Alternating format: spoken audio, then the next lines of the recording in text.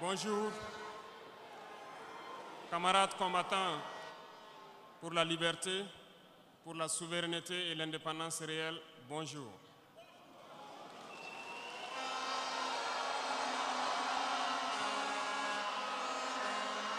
Rendons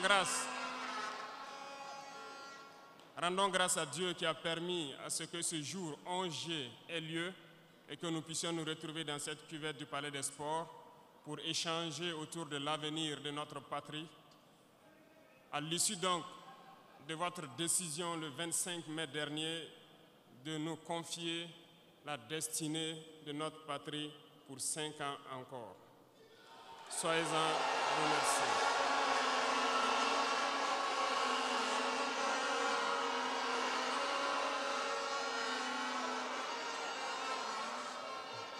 Nous ne voyons pas cela comme un mandat, mais nous avons compris cela comme un message qui nous a été passé.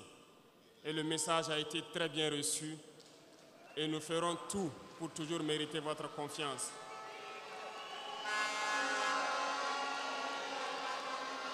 Permettez-moi également de rendre un vibrant hommage à toutes ces forces de défense, ces forces de sécurité intérieure, nos vaillants volontaires pour la défense de la patrie et toutes ces populations qui vivent dans ces zones à fort défi sécuritaire et qui tiennent debout.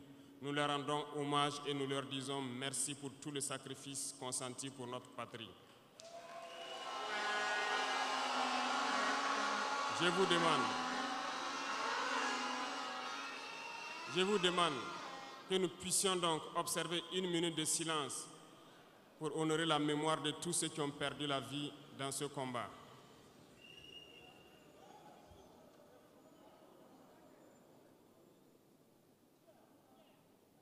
Que les âmes des défunts reposent en paix et que les blessés puissent retrouver bonne guérison. Camarades, l'émotion est grande, certes, mais permettez-moi que j'articule mes propos en 3 phases. La première phase va concerner l'étape à partir de laquelle je vais vous expliquer comment est-ce que nous voyons ce monde. La deuxième phase, nous allons nous consacrer à vous expliquer pourquoi nous devons continuer à nous battre. Et après, l'étape la plus importante, ça sera de vous décliner de façon sommaire la vision pour l'avenir, si je peux m'exprimer ainsi.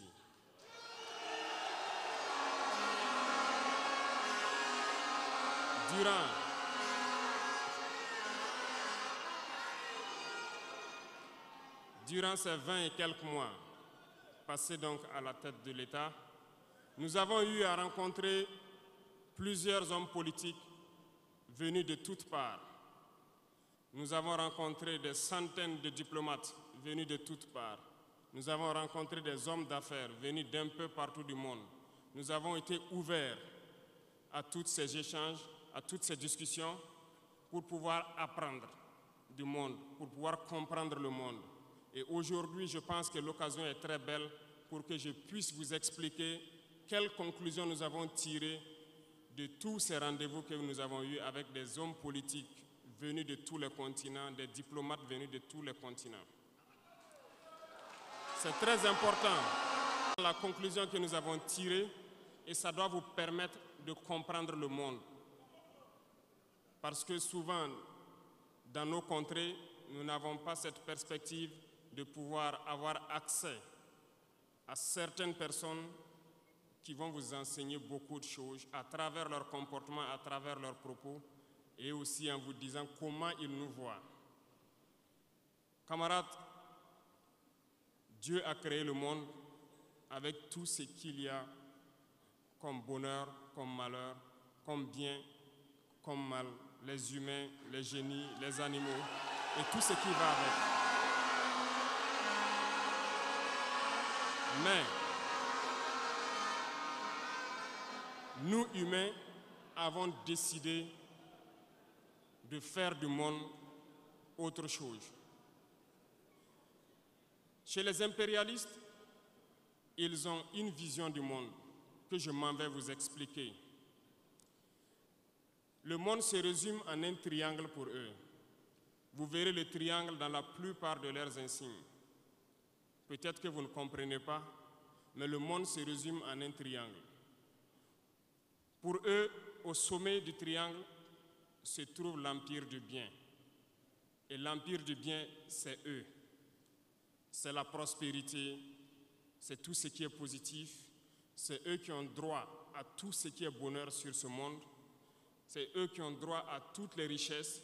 C'est à eux d'imposer leur manière de voir le monde. C'est à eux d'imposer leur vision, leur mode de vie. Voilà pourquoi pendant la colonisation ou leur conquête, je dirais, ils venaient vers nos terres et ils disaient qu'ils ont découvert nos terres parce que pour eux, nous sommes des sauvages. Nous n'avons rien comme eux, en fait. Donc, ils nous appelaient des indigènes et c'est eux, le peuple. Ils s'arrogent tous les droits et pour eux, le monde doit marcher comme ce qu'ils veulent. C'est simple, je prendrai quelques exemples. Regardez à travers leurs films, ils ont préparé l'esprit de leur peuple pour les faire comprendre qu'ils sont les meilleurs. C'est eux qui doivent tout posséder. Vous ne direz pas le contraire. Dans tous leurs films qu'ils propagent, vous trouverez toujours les méchants. Ce sont soit les Russes, soit les Sud-Américains, soit les Noirs qui jouent les mauvais rôles de trafiquants de drogue, de proxénètes, de trafic d'humains, jusqu'à un passé récent, bien sûr. Vous trouverez les Arabes qui jouent le rôle des terroristes. Voilà un peu comment ils perçoivent le monde.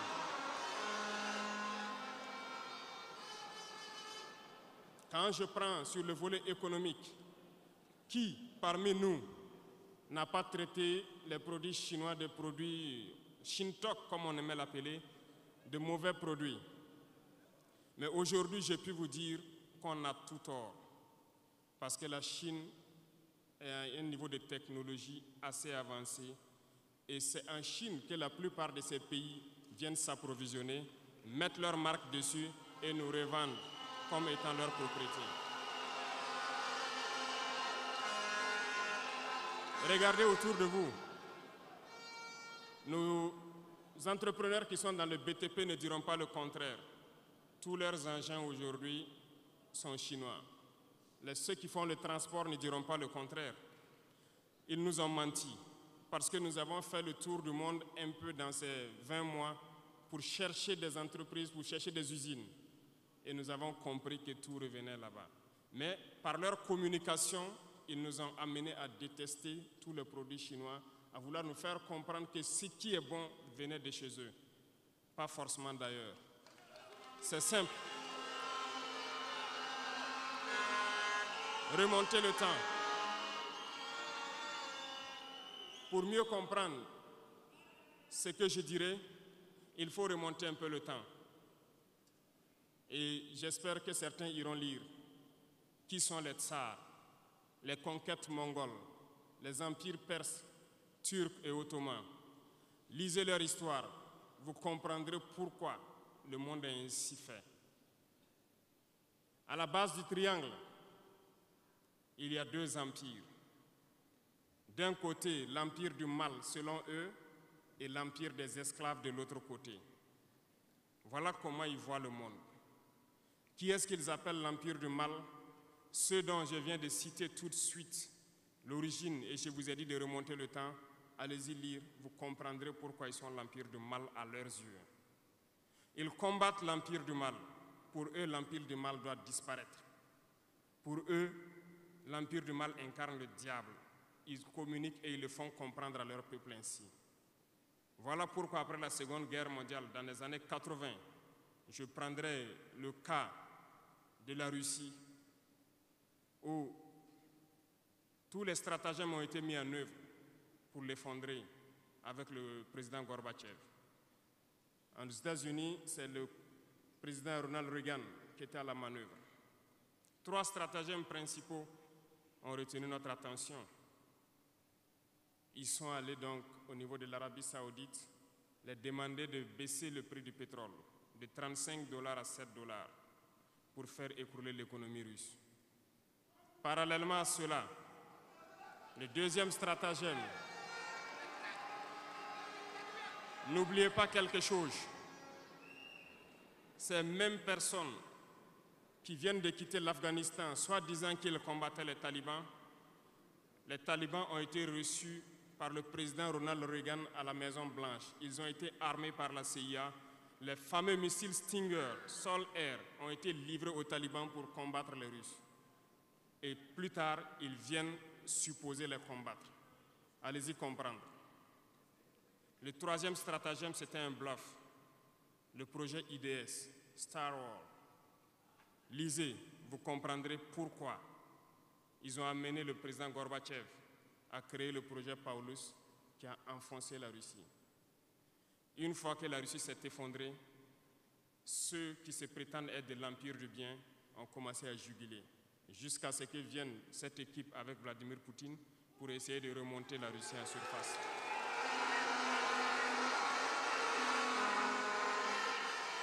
L'Empire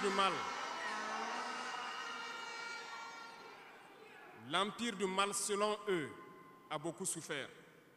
Regardez l'Iran aujourd'hui, toutes les sanctions possibles. Regardez comment ils qualifient certains peuples. Par la communication, ils peuvent arriver à vous amener à faire détester un peuple ou à aimer un peuple. Ils sont très forts dans la communication et ils passent par tous les canaux possibles. Regardez les guerres qui sévissent. Ils ont tout inventé pour leur propre intérêt. Et enfin, l'empire des esclaves, selon eux, c'est l'Afrique et certains peuples d'Amérique du Sud. Dans leur tête, comme je le disais dernièrement, l'Afrique les appartient, nos terres les appartiennent, les richesses de l'Afrique sont pour eux.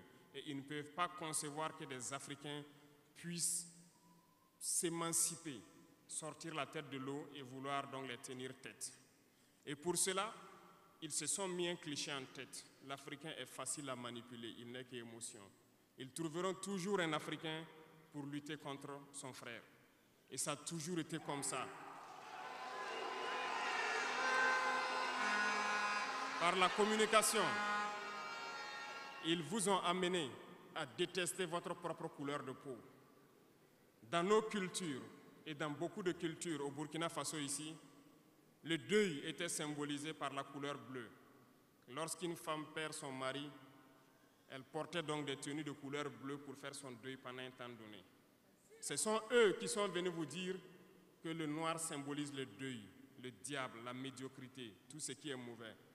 Et malheureusement, nous avons tellement avalé ça que lorsque nous sommes en deuil, nous nous mettons également en noir. Il faut que nous nous réveillons. Il faut que nous nous réveillons parce que voilà le cliché qu'ils ont en tête. Eux, ils sont l'empire du bien, d'autres sont l'empire du mal et nous, nous sommes l'empire des esclaves. Voilà comment les impérialistes voient le monde.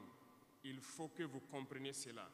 Et là, je m'en vais faire un coup de gueule à l'endroit donc de certains intellectuels qui continuent de vouloir prêcher pour les impérialistes. Est-ce qu'ils ignorent cette partie de l'histoire? Je n'invente rien. Ça a été déclassifié, vous trouverez tout ce que j'ai dit dans les bibliothèques ou partout sur les moteurs de recherche. Ces intellectuels n'ont-ils pas lu cela? Ne connaissent-ils pas l'histoire de ce monde? C'est peut-être par malhonnêteté ou quelques billets de dollars qui les amènent à toujours prêcher pour les impérialistes. Il faut que nos intellectuels arrivent à tout moment à prêcher pour conscientiser nos peuples, nos masses populaires, pour qu'ils comprennent d'où ils viennent et comment ils sont vus des impérialistes.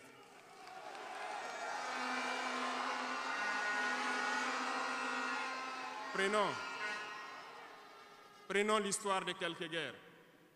Vous avez suivi la guerre d'Irak. Un gros mensonge qui a été inventé, soi-disant de possession d'armes de destruction massive.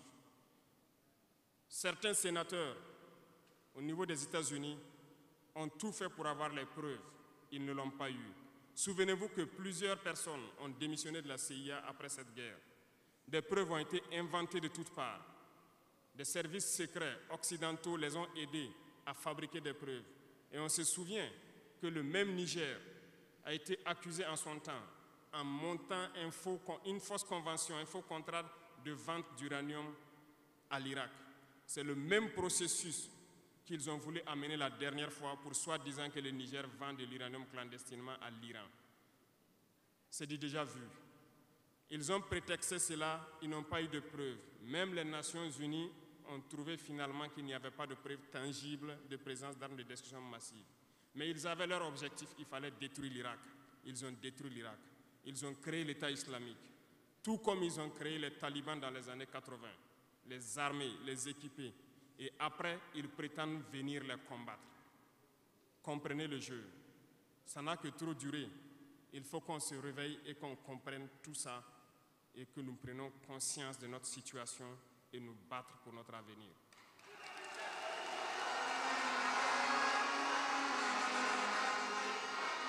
Toutes ces guerres ont été inventées, passant par l'Irak, la Syrie, la Libye, dans le but de déstabiliser le monde à leur profit, parce que nul ne doit pouvoir les égaler. C'est ce que nous vivons aujourd'hui dans le Sahel aussi à travers le terrorisme qu'ils nous ont imposé. Parce qu'ils trouveront toujours des Noirs qui vont s'exciter et qui vont prendre les armes contre leurs frères noirs. C'est ce que nous vivons. Ils n'ont jamais quitté ce modèle. Malheureusement, beaucoup de gens leur donnent raison.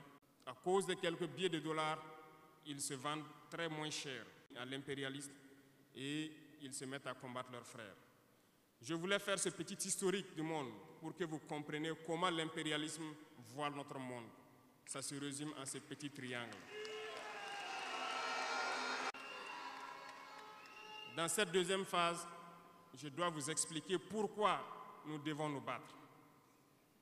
Une petite histoire. En 2015, à Tombouctou, lorsque nous avons rencontré, j'étais chargé de la sécurité donc de la plateforme aéroportière.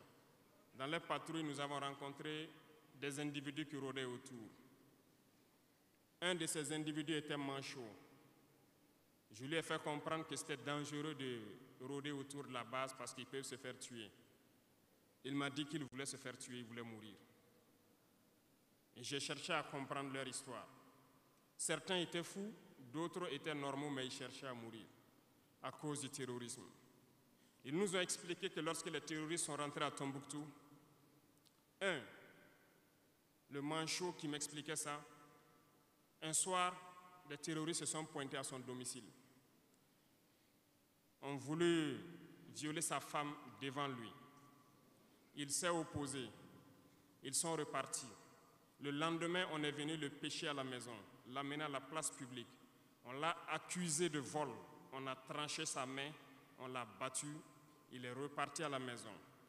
Son fils, qui avait 16 ans, qui s'occupait de sa main, ils sont revenus. Ils ont violé la femme. Ils ont enlevé son fils. Ils ont continué à violer sa femme pendant des jours, jusqu'à ce que la femme se suicide. Et ils ont amené son fils, il n'a plus retrouvé son fils. Et lui, il préfère mourir. Voilà pourquoi il marche autour. Le jour qu'une sentinelle va lui tirer dessus, ça lui fera plaisir. D'autres ont connu le même sort. Ils ont été enlevés de chez eux parce qu'ils refusaient que les terroristes touchent à leurs femmes ou à leurs filles.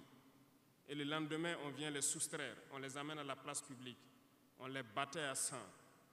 Et après, ils allaient faire leur sale besoin. Beaucoup de familles ont été détruites ainsi. Ce sont des criminels, des violeurs, des bandits, des trafiquants de drogue qui sont armés et qui sèment désolation dans nos contrées. Ils ne le font au nom d'aucune religion. Malheureusement, ici au Burkina Faso, certains villages se sont laissés compromettre par ces individus. Je parle en connaissance de cause. En 2022 à côté, j'ai été chercher avec mon unité dans un village parce qu'ils ne voulaient pas que nous restions là-bas parce qu'ils sont en bonne entente avec les terroristes. Ceux qui m'écoutent, ils savent de quoi nous parlons. Plusieurs autres unités sont témoins. Certains villages ont refusé catégoriquement que des FDS foulent leur sol parce qu'ils sont en bonne intelligence avec les terroristes. Nous leur avons fait comprendre qu'il n'y a pas d'alliance possible avec ces criminels parce que c'est eux qui décident du jour où le pacte se rompt.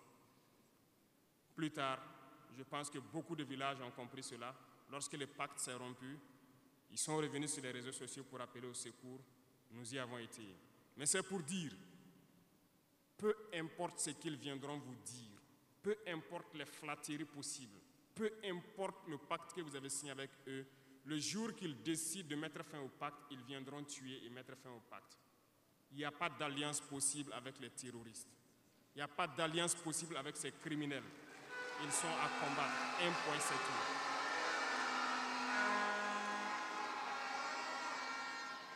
Aujourd'hui, nous constatons un phénomène, malheureusement, dans nos villes ici.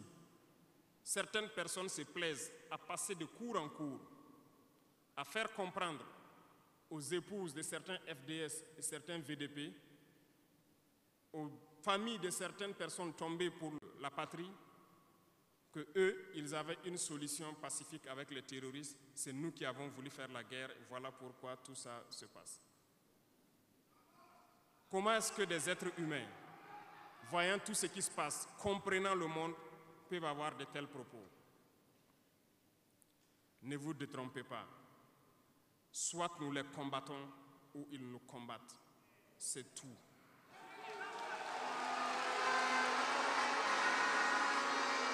Les gens se cachent. Ces gens se cachent soi-disant derrière un semblant de dialogue ou de négociation. Encore, ils vont vous ramener à traîner dans la boue. C'est ça l'objectif de l'impérialisme, que le fléau dure, que ça dure dans le temps, que vos États ne soient pas structurés et qu'on continue de profiter de vos richesses. Plus ça dure, plus ça les arrange. Et malheureusement, ces individus qui passent de cour en cour font le jeu des impérialistes.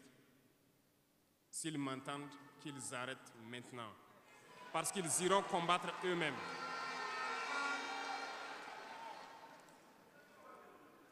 Nous n'avons pas le choix que de combattre. Et nous avons opté pour le combat, et c'est par là que nous serons libres, que nous serons réellement indépendants. Pour ce faire, nous avons pris le soin de diagnostiquer le problème profond du Burkina Faso. J'avoue que le problème est réel et profond. Le mal est là. Nous l'avons diagnostiqué et nous découvrons de jour en jour le système. Plusieurs nœuds ont été défaits, mais des nœuds restent à défaire parce que tous les jours que Dieu fait, nous découvrons certaines pratiques. Je peux comprendre, plusieurs décennies durant, ce système s'est installé. C'est devenu comme un gène dans nos ADN. Mais il faut que nous arrivions donc à soustraire ce gène donc de nos ADN et pouvoir construire un Burkina nouveau. Voilà pourquoi dans la troisième phase de mon propos, je m'en vais donc donner des lignes directrices dans certains domaines clés. Nous ne donnerons pas de détails sur notre programme, si on peut le dire ainsi, parce que quand le programme est connu au détail près, ils vont anticiper, ils vont poser des obstacles sur nos routes et nous empêcher d'atteindre nos objectifs. Mais nous pouvons donc nous résumer en quelques mots. Parlant donc du domaine de la défense et de la sécurité, comme vous le constatez, nous avons opté pour le combat. Et pour cela, nous avons doublé presque les effectifs dans nos forces armées. Nous continuons de recruter et je pense que dernièrement, des recrutements ont été lancés côté officiers et sous-officiers et bientôt, dans quelques jours, le recrutement pour au moins 10 000 soldats devrait être lancé. Nous continuerons à renforcer les effectifs pour faire face. Parce que où que vous soyez, malgré le recrutement qui a été fait, il y a toujours le besoin de militaires. Partout au Burkina Faso, certains villages continuent de vouloir la présence militaire. Donc, il y a lieu de continuer à recruter et à équiper. Et je peux vous assurer que nous sommes sur cette lancée. Depuis janvier 2023, nous avons pu lancer un programme d'équipement. C'est vrai, le monde est fou, il y a la guerre partout. Aucune nation ne prend son équipement et vendre, on fabrique pour vous. Ce qui a fait que ces équipements ont traîné près de 18 mois, mais les premiers ont commencé à venir, comme vous avez pu le constater la dernière fois, et les équipements vont continuer à venir, parce que nous voulons que le niveau de notre armée atteigne un niveau jamais égalé dans la sous-région.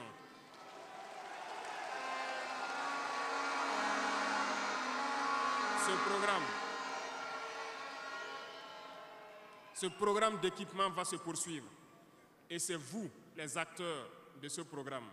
Parce que depuis que nous nous battons, j'ai pu vous dire, ces soi-disant amis du Burkina qui étaient là depuis longtemps, qui sucent nos richesses, même une seule cartouche de Kalachnikov, nous n'avons reçu de personne pour faire notre combat.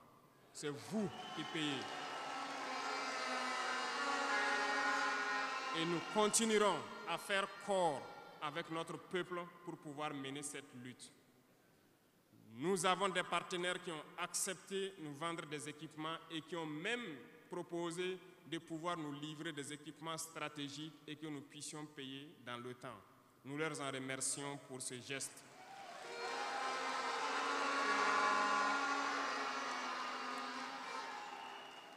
Et nous disons encore merci au peuple qui a compris le sens du combat, qu'il faut que nous nous battons. Si nous ne nous battons pas, ils viendront nous chercher chez nous, comme dans un poulailler ou dans une bergerie. Chaque matin, ils choisiront qui ils veulent pour aller exécuter sur la place publique, pour faire peur aux autres, aller trancher des mains ou des pieds sur la place publique pour faire peur aux autres. C'est comme ça leur tactique. Nous allons nous battre. Et nous nous donnerons les moyens pour y arriver. S'il arrive demain que nous sommes coincés dans une certaine lancée, nous viendrons encore vers le peuple et demander encore plus de sacrifices pour pouvoir atteindre l'objectif.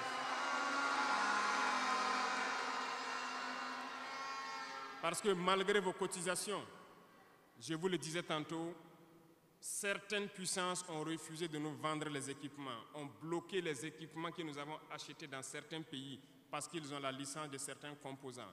Et ces puissances exploitent des minerais au Burkina Faso. Je le dis ici, haut et fort et solennellement. Ça va s'arrêter. Nous allons retirer des permis d'exploitation. Nous n'allons pas permettre cela.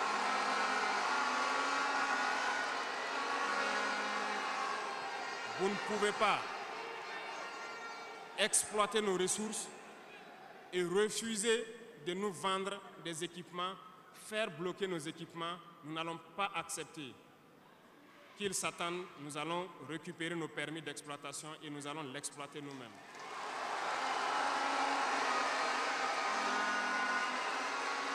Revenant. Pour conclure sur le volet donc de la défense, nous n'allons pas trop nous étaler là-dessus, mais sachez que tout ce qui est déjà arrivé, les hommes sont en formation là-dessus, d'autres équipements viendront et cette guerre, nous allons la mener.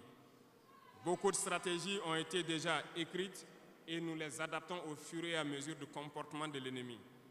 Et nous allons vaincre très prochainement ce terrorisme ici au Burkina et même dans l'AES.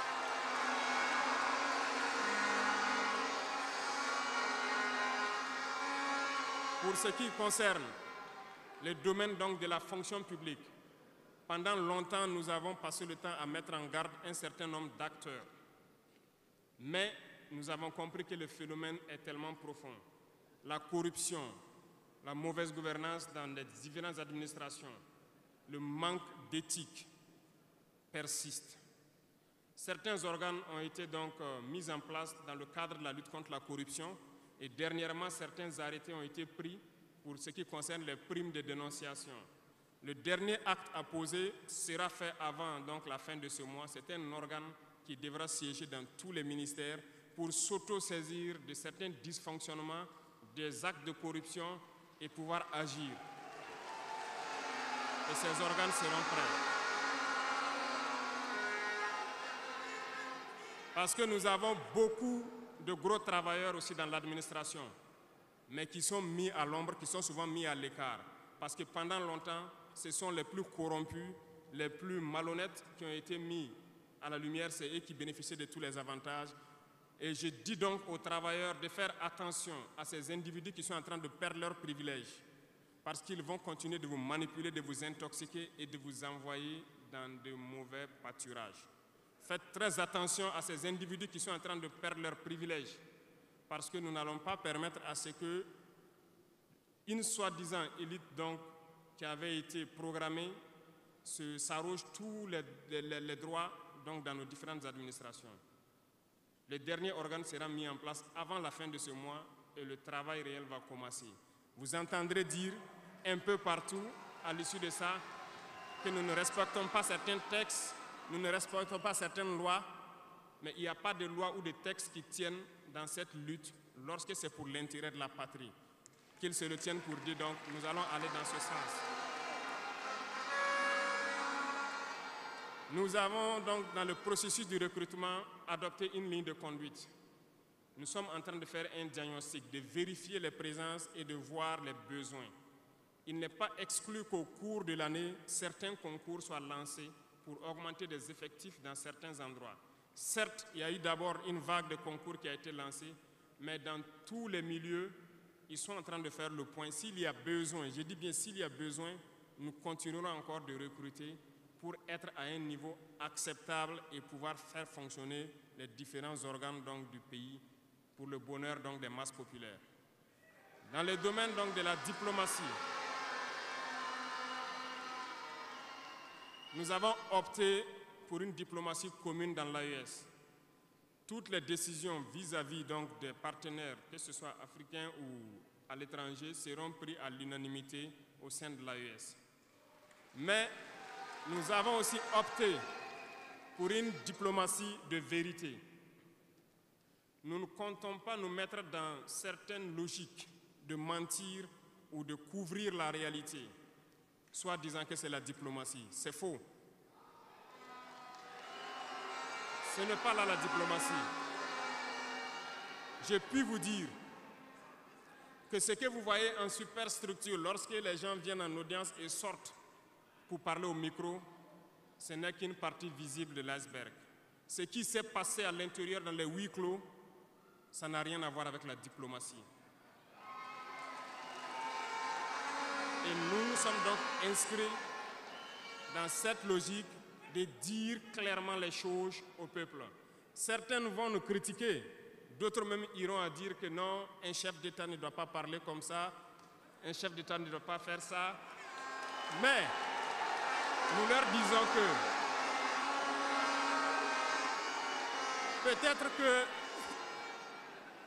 peut-être que ces gens qui critiquent de cette façon lorsque nous disons la vérité, peut-être qu'ils ont une école où ils ont appris à être chef d'État, comment le chef d'État doit être. Sinon, je n'ai pas encore vu cette école. Et pourquoi nous devons ressembler forcément aux autres, faire comme les autres? Nous voulons créer notre modèle, notre identité. Et je pense que le Burkinabé, par définition, c'est l'homme intègre. Nous voulons la vérité. Et lorsqu'il y a la vérité qui sort, même si nous avons fauté, il faut que nous ayons le courage de venir vous dire sur tel côté nous avons fauté, nous demandons pardon. Si vous nous pardonnez, vous nous pardonnez. Mais nous ne voulons plus nous inscrire dans cette diplomatie mensongère. Nous avons, dans une interview, parlé du régime ivoirien. Certains Burkinabés sont montés sur leurs chevaux et critiqués. Je le dis, j'insiste et je persiste. Nous n'avons rien contre le peuple ivoirien, mais nous avons quelque chose avec ceux qui dirigent la Côte d'Ivoire. Nous le disons et nous le répétons encore.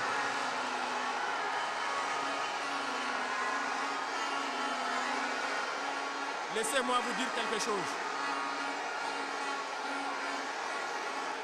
Permettez-moi de vous dire quelque chose. Il y a bel et bien à Abidjan un centre des opérations pour déstabiliser notre pays. Personne ne peut le nier et nous vous ferons les preuves dans les jours suivants. Nous vous montrerons des preuves physiques. Vous allez comprendre de quoi nous parlons. Personne ne viendra nous dire qu'au Bénin, il n'y a pas de base française dirigée contre nous.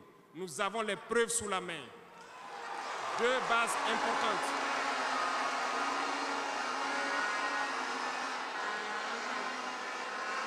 Nul ne peut le contester. Et je les mets au défi. Et nous n'avons rien contre le peuple béninois. Là, nous avons un problème avec la politique des dirigeants béninois. Et nous le disons haut et fort encore. Dans cette diplomatie, nous avons décidé de dire la vérité. Il y a bel et bien 2 bases, une vers Kandi et l'autre en allant vers Porga ou je ne sais pas quelle localité. Des pistes ont été réaménagées à plus de 3000 mètres de long. Des avions atterrissent, les gens équipent et forment les terroristes là-bas. Nous avons des enregistrements audio d'agents français au Bénin là-bas qui se jouent le centre des opérations des terroristes. Ils montent les opérations avec eux. Ils les aident à se soigner. Ils font tout ce qu'il y a là-bas. Nous avons tous les détails sur eux. Et vous ne voulez pas qu'on le dise à notre peuple? On va le dire. Si vous ne le voulez pas, s'ils ne le veulent pas, qu'ils arrêtent de se comporter ainsi. C'est simple.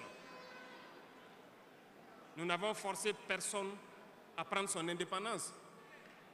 Si vous décidez de rester dans votre situation, mais ne prenez pas vos pays pour en faire des bases arrière parce que ce sont vos populations qui vont en souffrir après. Et ce n'est pas une bonne politique. Nous le disons par expérience, et je le répète toujours, le Burkina a été une base arrière pour déstabiliser certains pays. Et ce n'est pas bien. Le Burkina a été une base arrière à un moment donné pour les terroristes ici. Voilà le prix que nous payons. Donc, pour prévenir les peuples de ces pays dont je parle, doivent parler à leurs dirigeants et qu'ils arrêtent cette politique parce que ça ne les arrange pas du tout.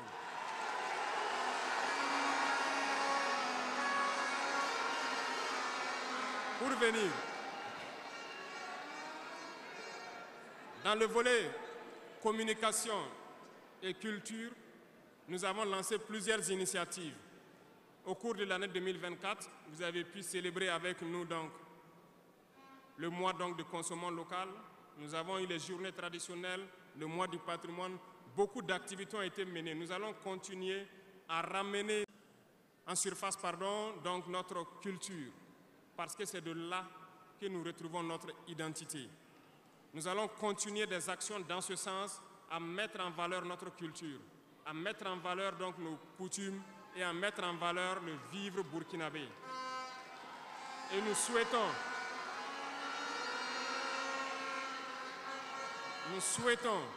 que chacun soit acteur de l'émergence du Burkina Faso à travers sa manière de communiquer. Parce que tout se trouve dans la communication aussi. Vous avez suivi dernièrement la guerre communicationnelle qui a été dressée contre nous et ça continue, ça ne va pas s'arrêter. Et je souhaite que tous ceux qui sont dans la communication puissent être professionnels. Lorsque nous voulons poser un acte communicationnel, qu'on se pose la question, est-ce que c'est pour la patrie ou contre la patrie, avant de poser l'acte. Peu importe. Vous pouvez ne pas nous aimer, moi, ma personne. Vous pouvez ne pas m'aimer, mais vous devez aimer votre pays. En me faisant du mal, il ne faudrait pas confondre le pays.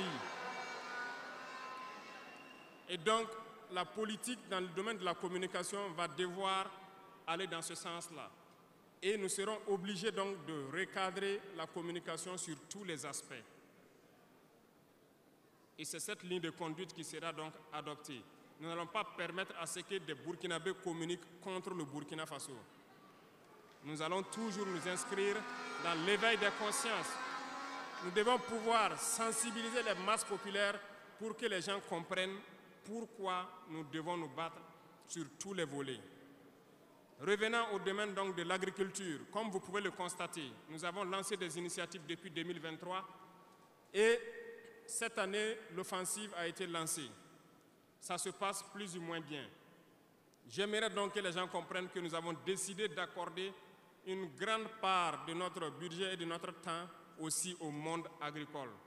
Parce que plus de 90% de notre population est paysanne. Mais pendant des décennies, ils n'ont jamais senti l'intéressement donc, à leur public. Et c'est pourquoi nous avons décidé d'entreprendre un certain nombre d'initiatives, d'actes que nous posons. Nous aimerions pouvoir labourer tous les champs de tous les paysans de Burkina Faso, les donner les semences qu'il faut et les permettre de pouvoir avoir les intrants nécessaires à coûts subventionnés pour pouvoir nous aider dans la lutte contre l'insécurité alimentaire. Parce que l'autosuffisance alimentaire est un droit. C'est dans ce même sens que nous avons créé dernièrement l'ONBA, l'Office national d'aménagement des barrages hydro-agricoles. Nous allons l'équiper parce que tous êtes témoins dans vos différentes régions que nous avons beaucoup retenu d'eau, beaucoup de barrages, mais qui sont ensablés, qui sont bouchés. Et nous avons la possibilité de faire d'autres barrages. Nous sommes en train de payer de l'équipement pour cet office pour qu'il puisse se déployer sur le territoire et avec la contribution des populations, pouvoir construire beaucoup de barrages et désensabler beaucoup de barrages. Nous allons poursuivre ce combat. Nous allons poursuivre ce combat jusqu'à l'atteinte de l'autosuffisance alimentaire et que nos populations puissent manger à leur faim. Dans le domaine donc des infrastructures, nous avons un manque crucial de routes. Et en faisant l'analyse, nous avons trouvé pour certaines routes des études très vieilles. Et pour d'autres, il n'y a pas d'études. Nous ne pouvons pas construire une route sans avoir des études. Les études sont préalables. Voilà pourquoi dans ce secteur, nous avons ordonné au ministère de faire beaucoup d'études sur beaucoup de tronçons, ce qui nous permettra donc à l'avenir de pouvoir lancer des travaux et bien faire ces travaux pour que ce soit durable sur beaucoup de tronçons. Pour cela, nous avons remarqué que les frais pour bitumer 1 km de tronçon, nous sommes autour de 500 millions de francs.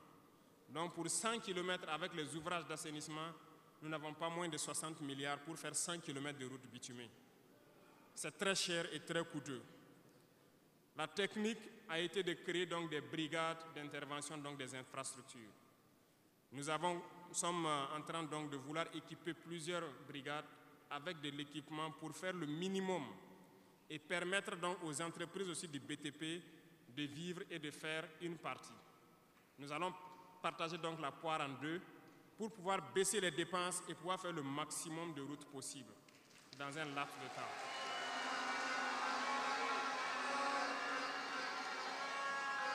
Cela donc a déjà commencé et nous allons poursuivre au cours donc de ces 5 années dans ce processus pour que dans toutes les régions, nous puissions quand même pouvoir rallier le maximum de chefs-lieux de province et que nous puissions faire écouler nos marchandises et que les personnes puissent se déplacer sereinement. Dans le domaine donc de l'urbanisme, nous sommes dans un processus de pouvoir redessiner nos villes. Et si vous remarquez, les villes sont trop grandes, si je prends Ouagadougou, mais les infrastructures d'assainissement et autres ne suivent pas. Ça fait que nous pataugeons dans la boue et nous n'avons pas assez d'assainissement. Ça nous crée beaucoup de maladies qui peuvent donc amener des épidémies.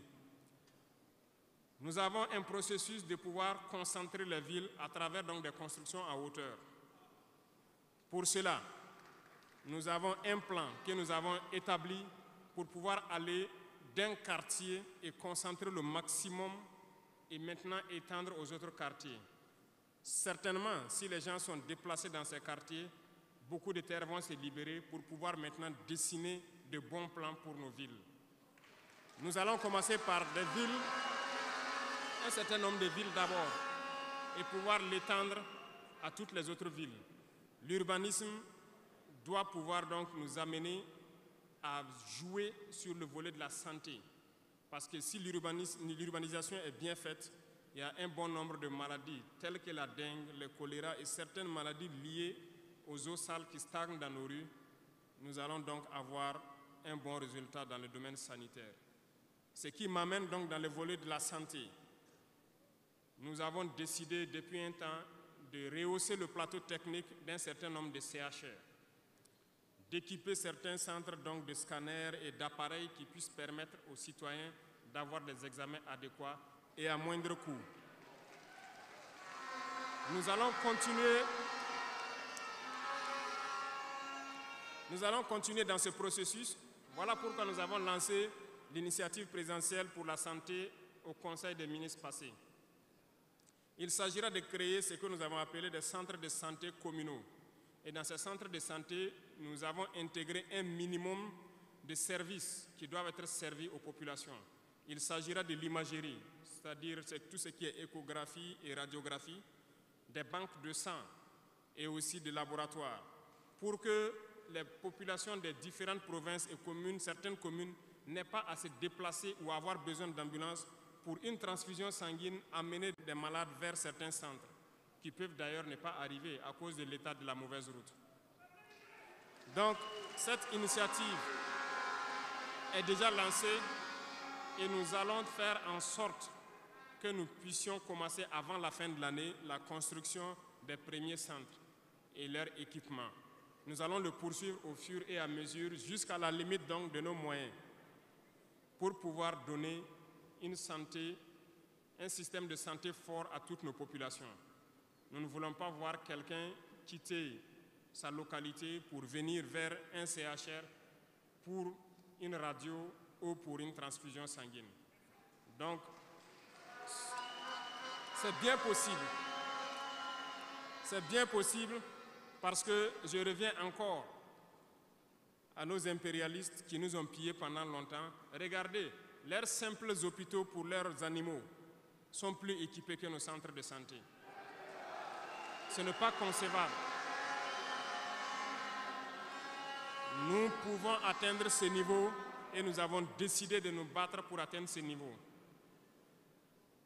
Le ministère a été instruit aussi de former le personnel nécessaire pour équiper ces centres-là au fur et à mesure que nous les mettons en place, parce que ça nécessite des professionnels engagés. Et pour être plus pointu, nous avons remarqué que nous avons des médecins assez posés, prenant l'exemple de ceux qui opèrent le cœur. Nous sommes en train donc de les accompagner pour pouvoir avoir un institut vraiment assez équipé et les permettre de faire certaines chirurgies du cœur sur place parce qu'ils en ont la capacité. C'est l'équipement qui les manque. On attend leur point de situation pour pouvoir les aider et les soutenir. Beaucoup d'autres spécialités ont fait leurs preuves et nous ferons tout pour les accompagner donc dans ce sens. Dans l'initiative, il est prévu aussi des centres de réanimation dans certains CHR qui n'en disposent pas. Parce qu'il nous a été dit qu'après plusieurs opérations, des patients souvent décèdent du fait de manque de centres de réanimation.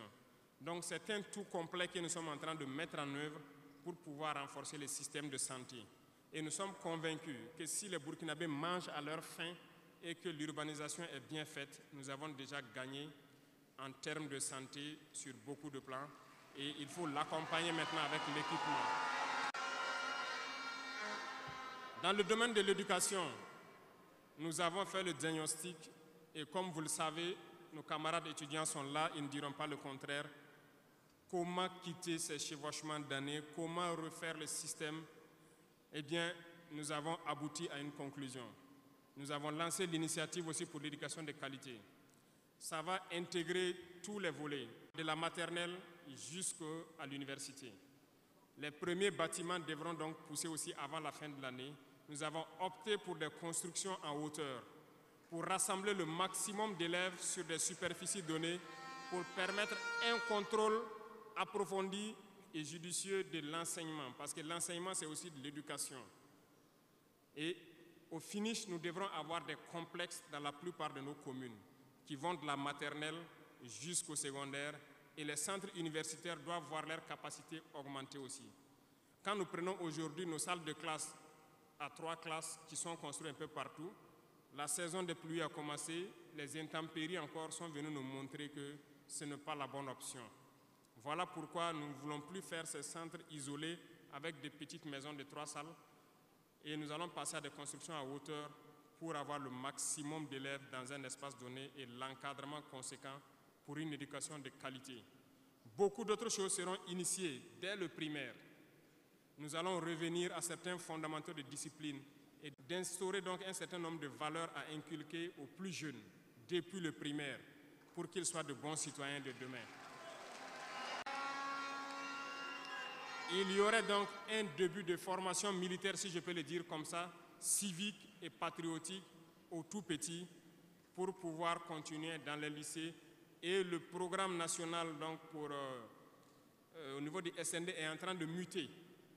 Le texte était venu en conseil, nous l'avons renvoyé avec des amendements pour que les travailleurs qui sont en activité actuellement puissent aussi passer dans ce centre pour avoir une formation militaire. Et ça va s'organiser à tour de rôle sur des périodes bien précises. Tout est une question de discipline, parce que par excellence, la formation militaire doit pouvoir discipliner les gens.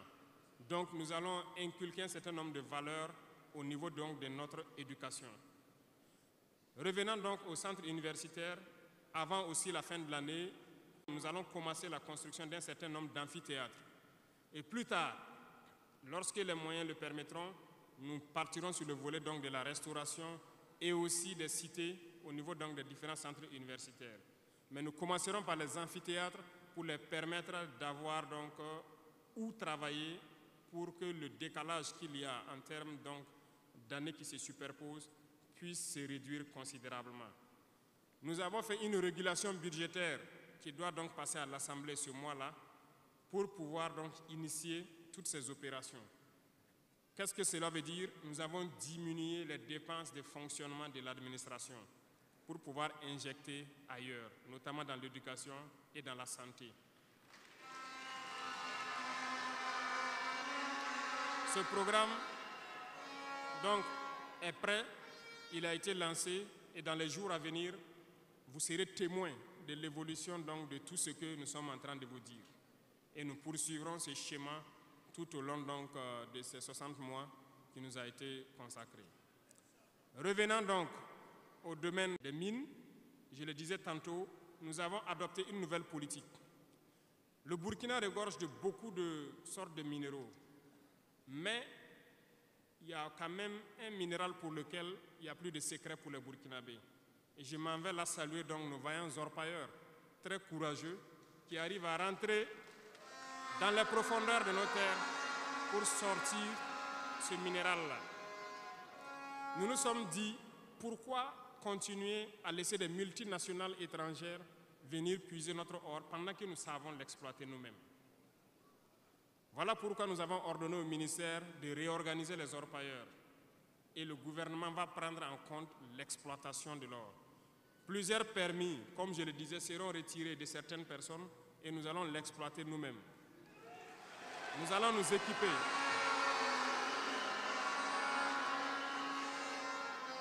Nous allons nous équiper en machines pour le faire, mais même si nous n'arrivons pas à nous équiper de manière conséquente, nos orpailleurs ont fait leur preuve de courage et d'abnégation.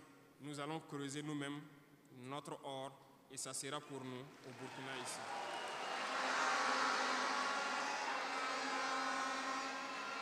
Pour les autres substances, là où nous ne pouvons pas, et bien sûr, nos partenaires sincères qui acceptent de nous accompagner dans cette lutte, c'est à eux seuls que nous pourrons concéder certains permis. Parce qu'ils ont accepté de nous accompagner dans la lutte pour notre souveraineté, dans la lutte contre le terrorisme. Et nous avons édicté un nouveau code donc, minier qui est actuellement à l'Assemblée et j'espère qu'il sera voté donc, la semaine prochaine pour imposer un nouveau modèle aux différentes entreprises qui vont venir pour exploiter l'or ici, pour que le maximum de profit soit pour l'État. Et dans le volet donc, de l'énergie, comme vous l'avez constaté, nous avons de sérieux problèmes d'énergie. L'accroissement de la population n'a pas été suivi par une politique énergétique.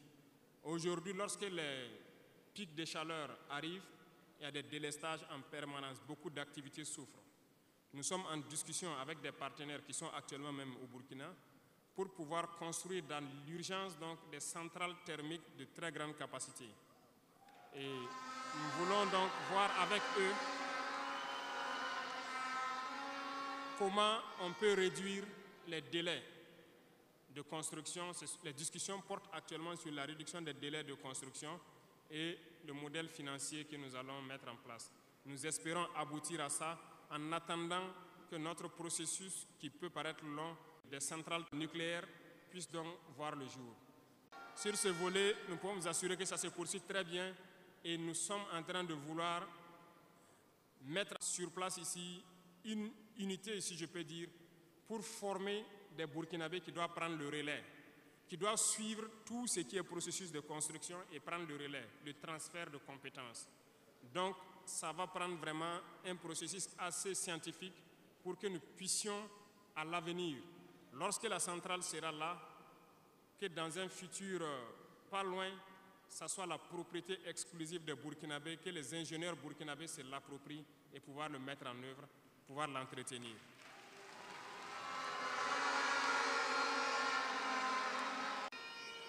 Lorsque les conclusions donc, des discussions qui sont en cours avec les partenaires pour la centrale thermique verront le jour, nous allons vous mettre ça à disposition. Et si nous avons besoin de vous, nous allons vous le dire pour pouvoir mettre en œuvre rapidement ce plan aussi. Parlant donc du domaine de l'économie, qui tient beaucoup à cœur, nous sommes en train de mettre en place un processus. Le paiement donc de la dette intérieure a commencé un peu avec les plus petites dettes. Les factures de moins de 100 millions ont été payées et nous poursuivons au fur et à mesure parce que ça doit permettre de soulager le secteur privé et de pouvoir donc relancer l'économie. Actuellement, nous allons nous tourner rapidement vers les sociétés d'État. Leur assemblée générale vient de finir, comme vous l'avez constaté. Elles fonctionnent très bien et elles ont fait de très bons résultats. Nous allons partir donc des sociétés d'État, soustraire un peu sur leur DAT, soulager la dette intérieure et faire tourner l'économie. Donc dans les jours à venir, s'il plaît à Dieu, beaucoup d'entrepreneurs doivent être soulagés après donc, la signature de conventions avec les sociétés d'État. Nous sommes en train, donc dans le secteur minier, comme je vous l'ai dit, de prendre une certaine indépendance. Ça doit nous permettre donc de pouvoir avoir un bon nombre de ressources en matière de finances, mais aussi et surtout le volet de l'industrialisation qui doit venir combler ce volet économie-là, parce que nous dépensons beaucoup à l'extérieur. Nous sommes en train de mettre en place tous les processus pour que nos devises ne sortent pas.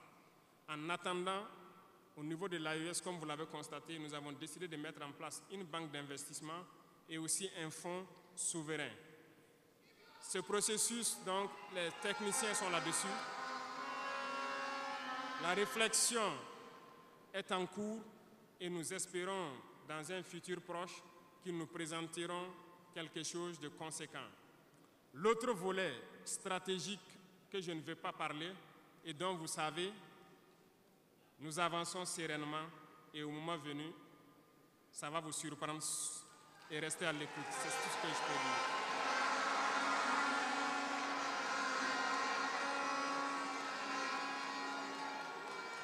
Dans le volet commerce et industrialisation, nous avons aussi posé les diagnostics, comme je vous le disais. Actuellement, comme vous le constatez, nous avons énuméré un bon nombre de produits que nous importons de l'extérieur. Alors, nous sommes en train d'entamer un processus d'industrialisation. Il faut que nous arrivions à mettre le maximum d'industrie sur place pour transformer nos matières premières et pour pouvoir fabriquer ce que nous consommons. Nous sommes dans ce processus et nous discutons avec beaucoup de partenaires pour avoir le maximum d'industrie sur place. Cela va faire en sorte que nos devises ne sortent pas et que l'économie tourne bien et que aussi nous puissions avoir de l'emploi pour les jeunes. C'est dans ce cadre que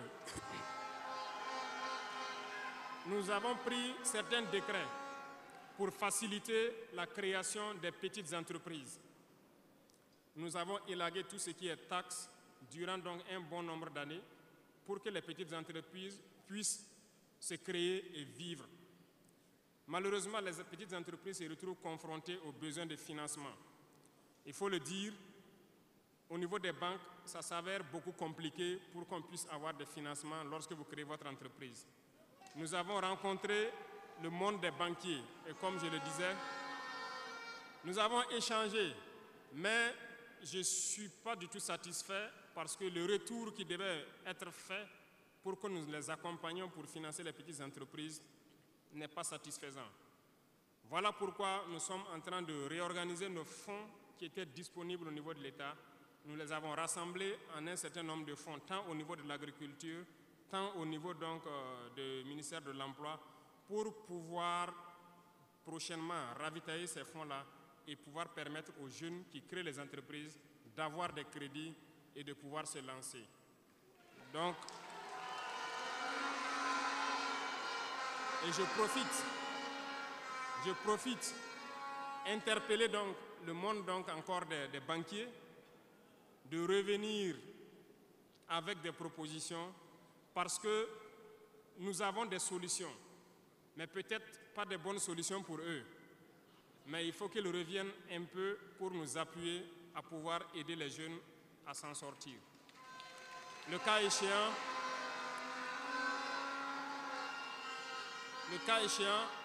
nous serons obligés de mettre en place un plan, peut-être qui ne va pas plaire, mais nous serons obligés. Dans le domaine donc du commerce, comme vous l'avez constaté, beaucoup de gens nous ont interpellés au cours de notre tournée sur les marchés hier. Nous avons fait un point de situation. Il y a tellement de travail à faire pour reconstruire ces marchés hier. Donc, aujourd'hui, quand vous prenez à Ouagadougou, le maire fait des séances de sensibilisation un peu partout, concernant donc un certain nombre de commerçants qui se sont installés de manière anarchique au bord des rues, mais j'ai instruit à ce que ce soit des sensibilisations toujours, en attendant que nous dégageons les espaces pour construire des marchés dignes de ce nom et demander aux gens de venir prendre des boutiques dans ces marchés et maintenant pouvoir libérer les rues pour pouvoir agrandir et assainir notre milieu. Et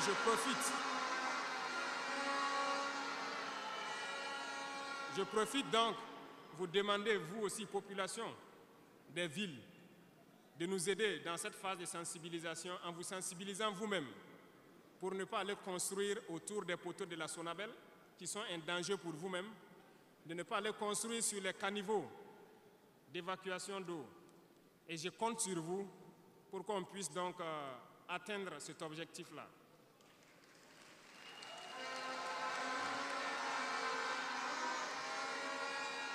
Revenant donc au volet donc de l'emploi, le sport, la jeunesse, nous sommes en train de faire une réforme.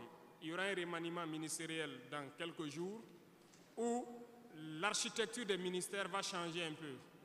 Nous allons consacrer un ministère entier à la formation secondaire et professionnelle pour que nous n'ayons plus à avoir donc au niveau de l'université ce blocage qui est là actuellement.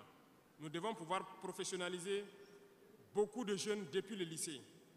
Donc, soit depuis la 4e ou au niveau donc de la seconde, que les gens puissent décider d'aller dans des filières professionnelles et pouvoir s'auto-employer. Donc, un ministère sera consacré uniquement à ça. Parce que le système éducatif, comme je l'ai dit, après diagnostic, vous êtes d'accord avec moi que nous formons très peu d'ingénieurs. Pourtant, une nation qui se développe, l'indice aussi de développement, c'est en termes d'ingénieurs formés. Remontez dans l'histoire et voyez toutes ces grandes nations. Le nombre d'ingénieurs formés par an dans des spécialités pointues compte beaucoup dans le développement. Au Burkina, nous n'en avons pas assez. Voilà pourquoi l'école polytechnique de Ouagadougou, nous voulons la faire évoluer en université polytechnique en y mettant un certain nombre de filières technologiques et en recrutant le maximum d'étudiants qui puissent être formés là-bas et avoir des ingénieurs. C'est bien que nous ayons les filières comme lettres modernes, philosophie, droit, voilà, psychologie, histoire. Beaucoup d'étudiants se retrouvent là-bas contre leur gré. Ce n'est pas forcément ce qu'ils ont choisi, mais ce sont les filières disponibles qui forcément ne donnent pas des opportunités d'emploi. Voilà pourquoi nous avons décidé de valoriser ce secteur donc, de la formation professionnelle et de l'emploi en y consacrant entièrement un ministère. Donc dans les prochains jours, ce remaniement sera fait et vous verrez donc comment nous allons évoluer.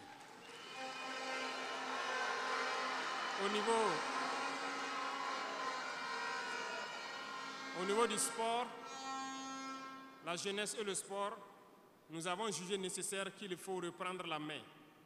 Il faut reprendre la main pour recadrer. Parce que, première chose, le sport permet d'éviter un certain nombre de vices.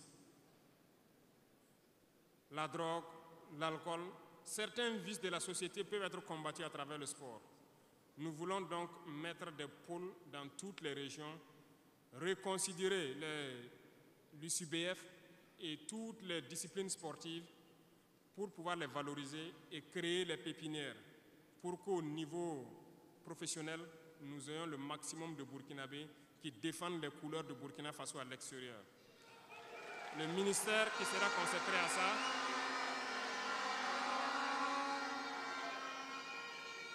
donc, il y a beaucoup déjà de textes qui ont été écrits et nous allons mettre en œuvre cela dès les prochains jours après le remaniement pour créer nous-mêmes ces espaces-là.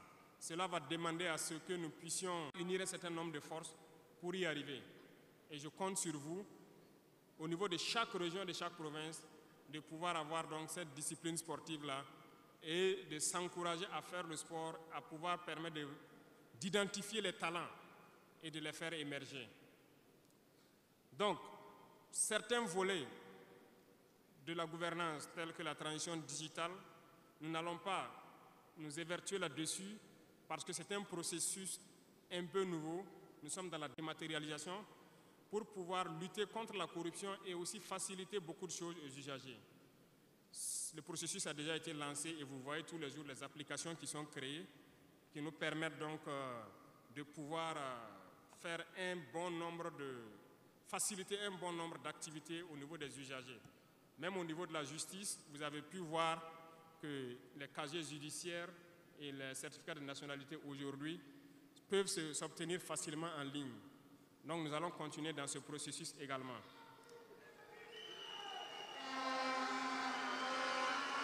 Revenant donc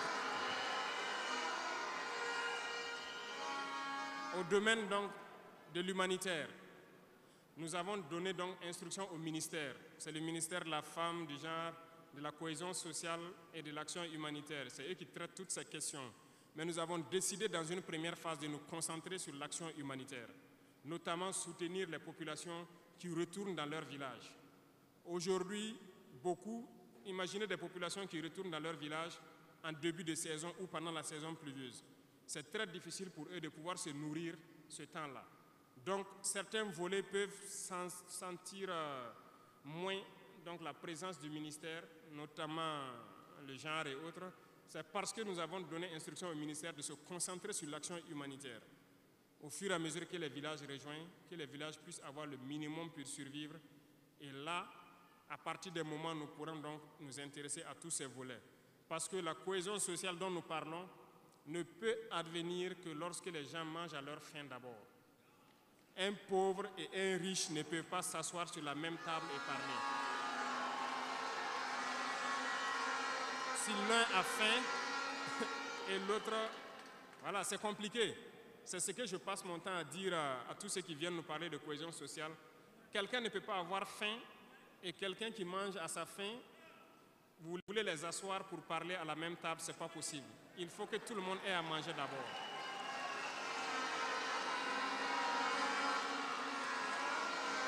Voilà pourquoi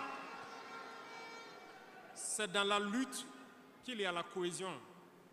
Acceptons de lutter. C'est dans la lutte, c'est dans la guerre qu'est née l'AES. C'est dans la lutte que nous avons pu nous unir dans le Sahel. Et c'est dans la lutte que les Burkinabés sont en train de s'unir. Allez-y voir tous ces villages qui se retournent.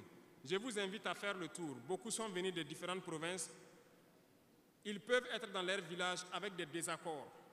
Ils ont été cherchés. Mais quand ils reviennent, ils sont plus soudés que jamais. La cohésion sociale se trouve dans la lutte également.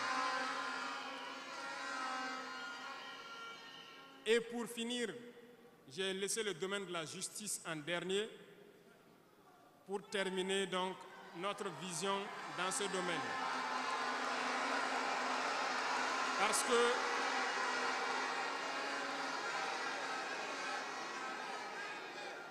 Parce que nous avons un sérieux problème dans ce volet. Nous avons entamé des réformes il n'y a pas longtemps au niveau du Conseil supérieur de la magistrature. Nous avons vu des écrits, nous avons vu des comportements de certains syndicats du monde de la justice. Très bien, certains ont tenté de boycotter tout ce qu'ils peuvent, mais comme le disait Diop, avec ou sans eux, nous allons avancer.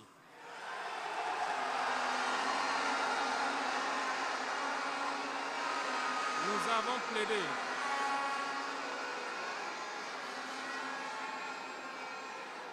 Nous avons plaidé pour une justice juste, si on peut le dire. Nous avons sensibilisé beaucoup les gens, mais nous nous sommes rendus compte qu'il y a beaucoup de brebis galeuses dans leur rang, malheureusement. Nous ne pouvons pas comprendre que, malgré tout ce que nous disons, il y a une justice pour le pauvre et une justice pour les riches. Ça ne peut pas continuer. Lorsqu'on le dit, ils disent que nous ne devons pas parler de ça. Nous allons parler de ça et bien même. Parce que, remarquez jusqu'au jour d'aujourd'hui, lorsqu'un citoyen lambda qui ignore la loi d'ailleurs, même si on dit nul n'est censé ignorer la loi, un citoyen lambda a un problème en justice, on peut l'attraper, le mettre en prison sans jugement pendant longtemps d'abord. Mais lorsque un autre citoyen a un problème en justice, pour peu qu'il puisse mobiliser 1, 2, 3 avocats, son dossier est rapidement pris en compte, jugé rapidement, pendant que le pauvre, lui, il croupit d'abord en prison. On ne peut pas accepter ça.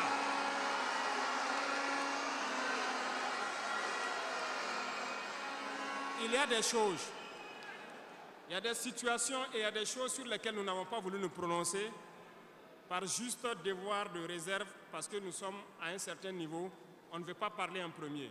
Mais nous allons rompre ce tabou-là. Ça ne peut pas continuer comme ça. Il faut que les gens changent de manière d'être. Beaucoup de gens sont toujours en prison sans jugement. Nous allons lancer une campagne bientôt pour juger ces gens-là qui sont en prison pendant des mois sans être jugés.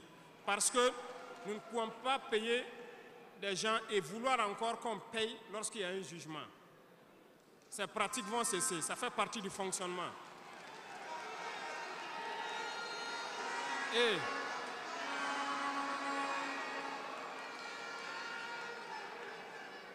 malheureusement, je le dis haut et fort, et j'invite donc les magistrats qui sont sincères là, voilà, à donner le ton aussi et à quitter dans une certaine logique. Parce qu'il y a beaucoup de brebis galeuses dans leur rang. Il y a des magistrats corrompus qui se cachent derrière des syndicats pour poser un certain nombre d'actes.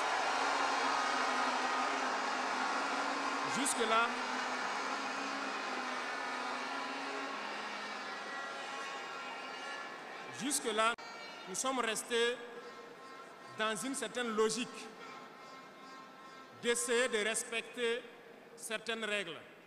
Mais je veux qu'ils comprennent. Ce n'est pas parce qu'ils savent parler, nous savons parler. Si quelqu'un continue dans cette logique, à chaque instant, nous serons devant le peuple pour les expliquer pourquoi nous avons violé telle décision de justice, tant que ça ne va pas rencontrer l'assentiment du peuple. Parce que c'est le terme qui existe.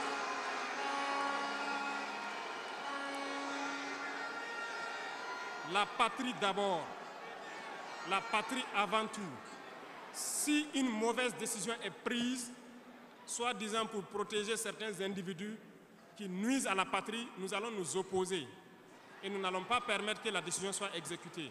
Et nous allons expliquer pourquoi nous nous opposons. Le Conseil supérieur de la magistrature a été modifié dans son architecture.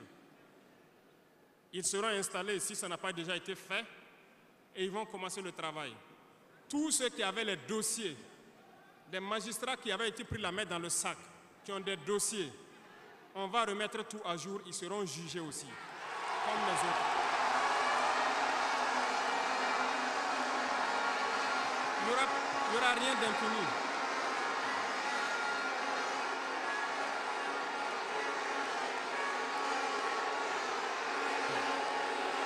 Ils sont au courant.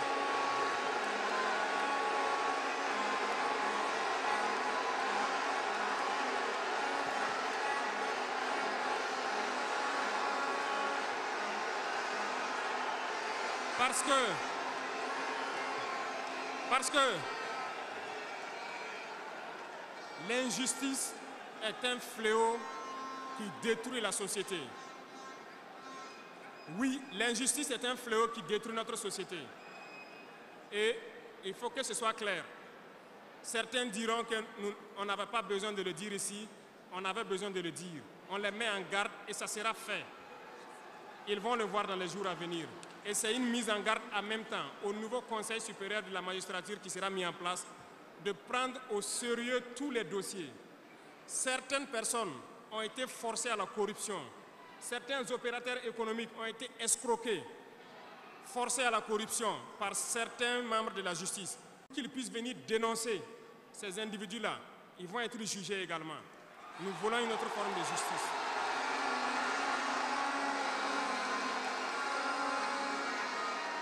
Nous ne le faisons pas pour nous-mêmes. Nous ne le faisons pas pour nous-mêmes, mais nous le faisons pour la masse.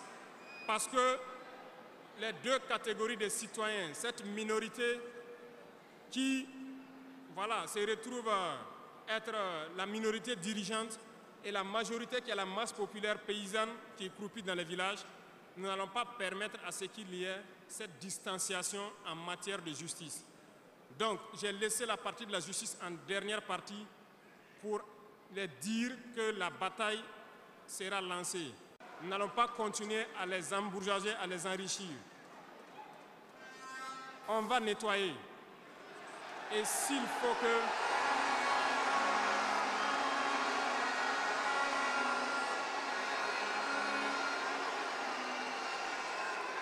Et si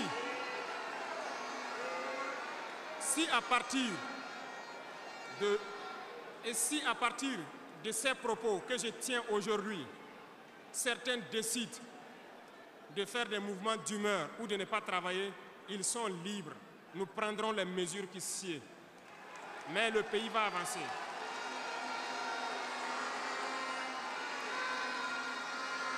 Tout Burkinabé a besoin de dignité. Tout Burkinabé a besoin de vivre en paix. Et la justice doit se donner en tenant compte de certaines valeurs. Nous avons vu des familles qui ont été détruites à cause de petites décisions de justice qui ont détruit cela. Je prends pour exemple, pour une simple bagarre au quartier. Une simple bagarre au quartier, on prend quelqu'un pour coups et blessures, on le met en prison, on ne se rend même pas compte que ce sont ces femmes et ces enfants qui vont périr dans la misère. On détruit des familles pour ça. Nous avons interpellé à relire le code pénal et c'est en relecture. Nous allons changer carrément le modèle de justice. Parce que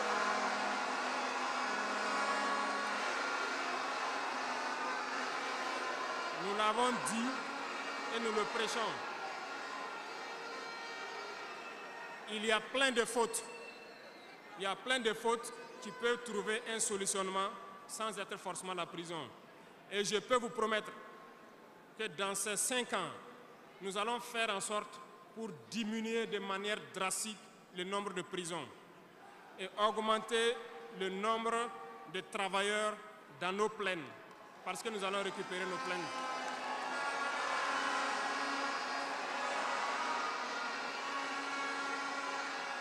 Sur ce, nous n'allons pas donc nous détailler sur tous les aspects. Nous allons nous arrêter là parce que vous avez beaucoup de questions sûrement à poser sur ce que nous venons de dire et nous allons vous apporter les réponses claires, simples et limpides. Merci beaucoup et je vous laisse la parole.